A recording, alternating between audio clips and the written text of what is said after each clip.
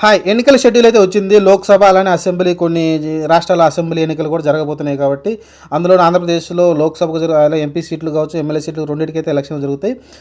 ముఖ్యమంత్రి ఎలక్షన్లు కాబట్టి ఆంధ్రప్రదేశ్లో మనం ముఖ్యంగా మాట్లాడుకుంటే ఎన్నికల షెడ్యూల్ వచ్చేసి ఏప్రిల్ 18 నోటిఫికేషన్లు వస్తాయి. అలానే నామినేషన్లు చివరి తేదీ వచ్చేసి ఏప్రిల్ 26 కల్లా నామినేషన్లు చేసుకోవాలంటుంది.